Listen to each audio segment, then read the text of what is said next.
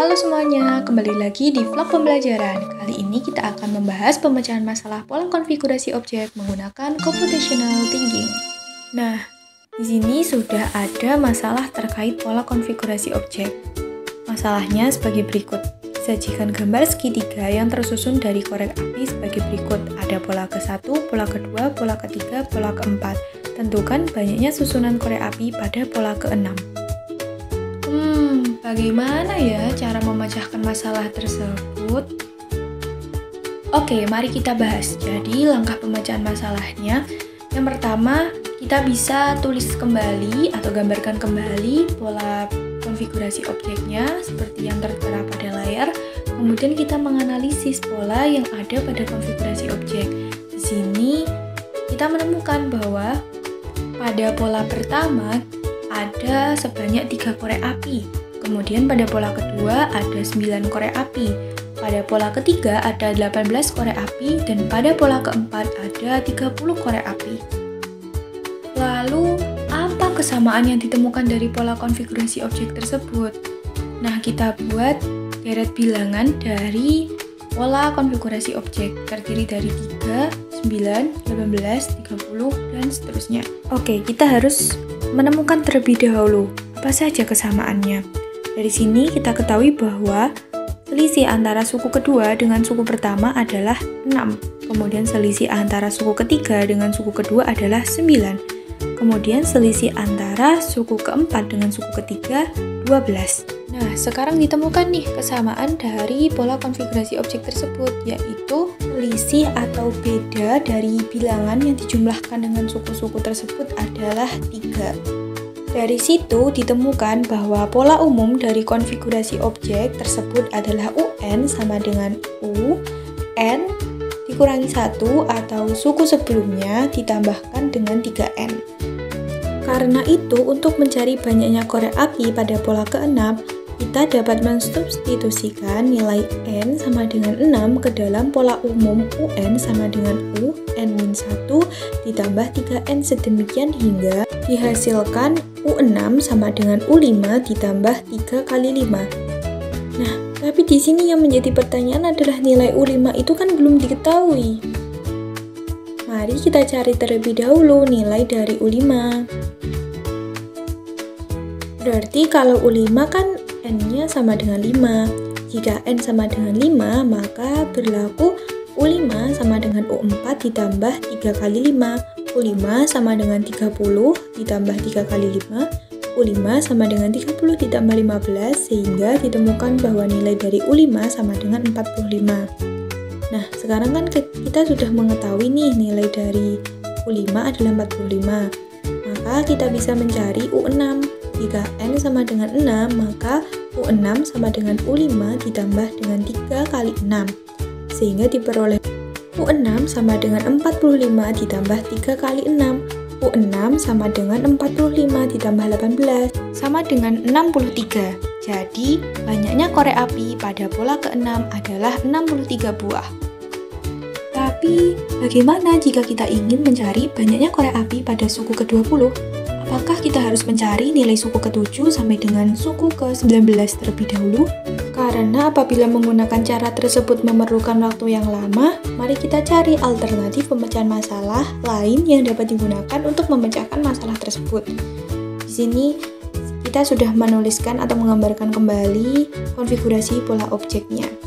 Untuk pola pertama, jika kita analisis, dia terdiri dari satu segitiga. Kemudian pada pola kedua terdiri dari 3 segitiga, yang bagian bawah 2, yang atas 1. Kemudian yang pola ketiga juga demikian, yang bawahnya 3, tengah 2, yang atas 1. Pola keempat, yang paling bawah 4, yang bagian atasnya 3, atasnya lagi 2, kemudian yang paling atas 1 segitiga. Nah, dari sini kita ketahui bahwa untuk setiap satu segitiga itu kan terdiri dari 3 korek api. Maka dari itu, kalau satu segitiga berarti 1 dikali 3 sama dengan 3. Kemudian untuk pola kedua berarti ada 3 segitiga, 2 ditambah 1 kali 3 sama dengan 9. Kemudian pola ketiga juga demikian, sehingga ditemukan korek apinya ada 18. Kemudian untuk pola yang keempat Karena segitiganya terdiri dari 10, maka 10 dikali 3 sama dengan 30 buah korek api. Sehingga jika kita ingin mengetahui nilai U6 dan U20, kita dapat menggunakan cara sebagai berikut. U6 berarti 6 ditambah 5 ditambah 4 ditambah 3 ditambah 2 ditambah 1. Kenapa demikian? Karena kan sesuai dengan polanya yang tadi. Kalau dia pola keempat berarti kan diawali dari yang paling bawah adalah 4, atasnya 3, atasnya lagi 2, kemudian yang paling atas 1. Berarti kalau U6 paling bawah adalah 6, atasnya 5, atasnya lagi 4, dan seterusnya hingga yang paling atas adalah 1. Kemudian dari situ kita peroleh bahwa segitiganya ada 21, dan karena satu segitiga itu terdiri dari 3 korek api, maka diperoleh 21 kali 3 sama dengan 63. Lalu untuk mencari jumlah korek api pada pola ke-20, kita cari U20, karena U20 berarti yang paling bawah adalah 20, atasnya 19, dan seterusnya hingga yang paling atas 1. Sehingga ditemukan bahwa nilai dari U20 adalah 210 dikali 3 sama dengan 630, karena banyaknya segitiga dari susunan pola ke-20 ada 210 buah segitiga. Yang mana 210 buah segitiga tersebut masing-masing terdiri dari 3 buah korek api, sehingga menjadi 210 dikali 3 sama dengan 630 buah korek api. Lalu apa peran computational thinking dalam pemecahan masalah tersebut? Jika kita tinjau dari komponen computational thinking yang terdiri dari dekomposisi masalah, pengenalan pola, generalisasi pola dan abstraksi, serta algoritma, kita dapat ketahui bahwa untuk dekomposisi masalah yang terlibat adalah ketika kita memecahkan masalah kompleks menjadi bagian-bagian kecil yang sederhana. Penerapannya ketika kita menganalisis banyaknya korek api pada suatu pola.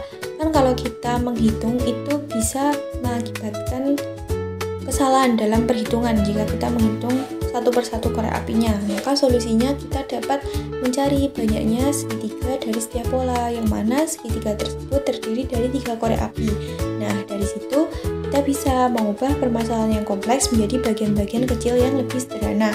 Yang kedua, pada bagian pengenalan pola, kita melakukan pengamatan atau analisis terhadap berbagai kesamaan. Nah, contohnya tadi kita ketahui kesamaannya untuk setiap suku itu memiliki selisih bilangan yang dijumlahkan sebanyak 3. Nah, sehingga ditemukan bahwa pola umumnya adalah UN sama dengan U N dikurangi 1 ditambah 3 kali N.